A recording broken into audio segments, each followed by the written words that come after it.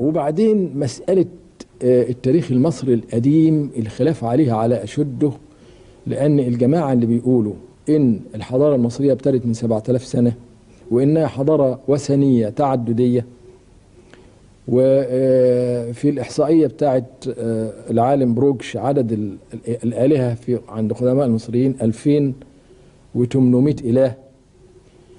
في الناحية التانية في كلام مختلف خالص.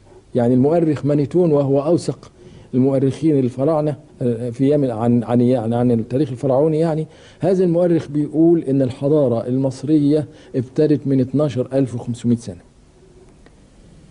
وبعدين في أدلة قاطعة على إن الحضارة دي حضارة توحيدية، ما هياش حضارة وثنية. صحيح احنا بنشوف في التاريخ والهيروغليفيات والبرديات حكاية 2800 إله، لكن لما نقرأ كتاب الموتى نستعجب لما بيخاطبوا الله سبحانه وتعالى يقولوا أنت الأول وليس قبلك شيء. ده في كتاب الموتى، أقدم كتاب فرعوني.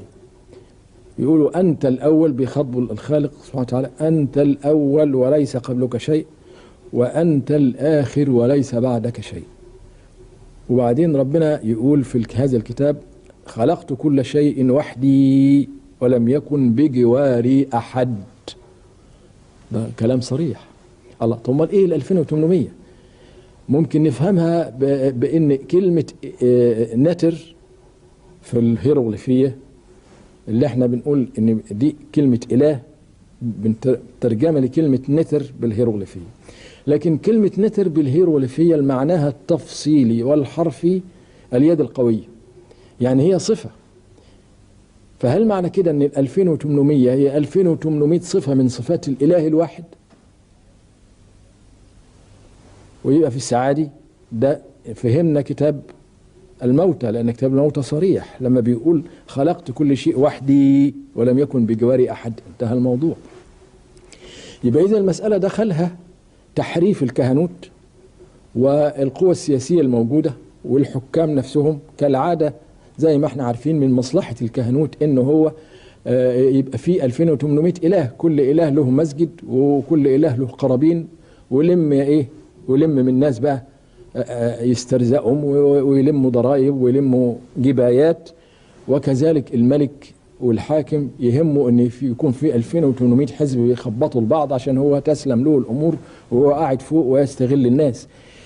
وتكون النتيجة ان التاريخ الفرعوني كله مزيف، واللي وصلنا من هذا التاريخ محرف تماما، ولان اللي كتبه الاقوياء اللي هم كهنوت او حكام، يعني القصر والكهنة هم اللي وصلوا لنا هذا الكم المحرف من المعلومات، وهم اللي خلقوا من 2800 صفة آلهة مستقلة، كل إله عاوز معبد وقرابين.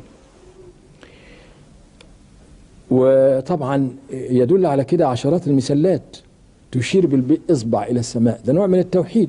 زي ما واحد يقول موجود، هو موجود بالشكل ده. فهي المثلات دي كلها مآذن التوحيد ومصاعد الدعاء اللي موجودة في مصر الفرعونية من أول شمال النيل لآخره. وبعدين الله، طب ومنين طلع أخناتون؟ إيه اللي فجأة راح طلع لنا في وسط التاريخ واحد موحد اللي بيسميه أخناتون؟ هل طلع من فراغ؟ مش ممكن. أخناتون ما طلعش من فراغ. أخناتون طلع من تراث فعلا موجود وعبر عن إحساس موجود. فاللي حاصل إن القصر والكهنة كانوا في ناحية والشعب كان في ناحية تانية، بدليل كلام القرآن نفسه. وقال رجل مؤمن من آل فرعون يكتم إيمانه أتقتلون رجلا أن يقول ربي الله وقد جاءكم بالبينات من ربكم. بصراحة هنا الآية صريحة، وقال رجل مؤمن من آل فرعون. الله، ده مصري، ما دام من ألف يبقى فيه المصريين نفسهم كانوا مؤمنين ويكتمون إيمانهم خوفا من الحكام والفراعنة الأقوياء.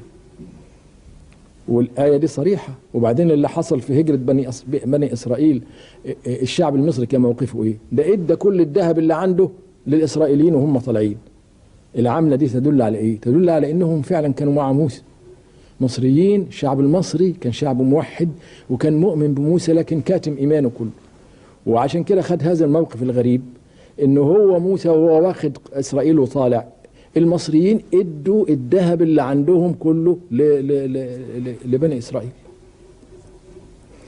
فده يدل ان احنا قدام شعب مؤمن، ولكن هذا الشعب مقهور عن طريق سلطة القصر وتحريف الكهنة، واحنا قدام تاريخ لازم يعاد كتابته من الاول للاخر.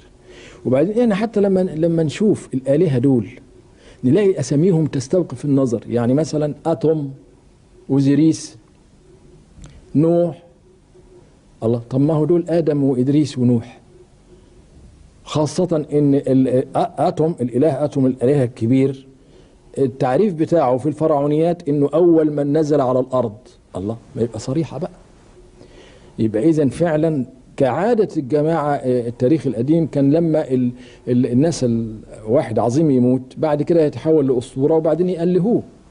فده اللي حصل لآدم اللي بقى اتوم. آدم اتوم. اوزيريس هو ادريس، لانه وصفوه برضه اوزيريس بانه هو اللي علم الناس الكتابة بالقلم ولبس المخيط وتقسيم الفصول والتقويم الشمسي والنجوم والحاجات دي كلها. ودي الحاجات دي كلها تنسب إلى النبي إدريس، ومعروف أن النبي إدريس كان في مصر، وأنه هو اللي علم الناس الكتابة بالقلم والتقويم الشمسي والفصول والنجوم والحاجات دي كلها. فلا غرابة أن يكون أوزيريس هو إدريس. وبعدين نوح حتى بيكتبوها NOHA، هو تعريفه في الفرعونيات إنه هو إله الماء والفيضان ومنقذ البشرية. إذا ده هو لابس تمام على نوح بتاع الطوفان. فيبقوا فعلا الأتوم وأوزيريس ونوح هم آدم وإدريس ونوح. ويبقى كل اللي حصل إن كان كل ما نبي من دول يموت يتحول إلى أسطورة وبعدين يتحول إلى إله يعبد. وهذا هو التخريف المستمر عبر التاريخ، وهذا هو الإفك القديم زي ما بيقول القرآن، الإفك القديم وهو تأليه الأنبياء. ففي الواقع يعني إن التاريخ المصري يلزم إعادة كتابته، ويلزم يتعرض له نقاد كبار ويحللوه بالضبط. وبعدين الكلمة المكتوبة في الهرم خينهم خوفه بمعنى الله جل جلاله. المسألة ممكن تودي المخ لحاجة تانية خالص. طبعا من نظريات اللي حكاية مين اللي بنى الهرم برضو طلعوا نظرية ان اللي بناه هم العلماء الناجون من قارة الأطلنطس. حكاية قارة الأطلنطس هي عبارة عن قارة في المحيط وغرقت، واتكلم عنها أفلاطون في مذكراته لما كان في مصر، سمع عنها عن طريق الكهنة، وإن الجزيرة دي كانت جزيرة يعني متقدمة في الحضارة ووصلت إلى علوم هائلة، وبعدين دخل الناس في حروب وتحول العلم القوى الهائلة اللي ربنا اداها لهم إلى شر، فربنا غرقهم كلهم ونجا بعضهم، وبعضهم جه مصر وبيقولوا هو ده اللي بنى الهرم. وجت كلام تاني برضو على ان لا، ده اللي بنوا الهرم دول الذين هبطوا من السماء. يعني في النهاية مش مصدقين ان اجدادنا الفراعنة هم اللي بنوا الهرم، وهم معذورين طبعا. يعني فين الفرق بين الجد والحفيد؟ الفرق كبير.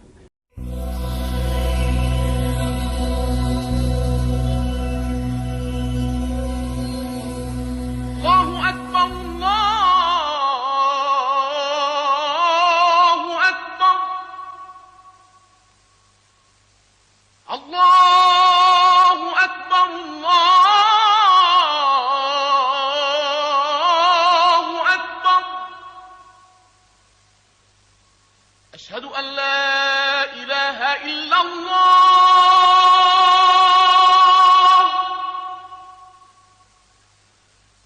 أشهد أن لا إله إلا الله.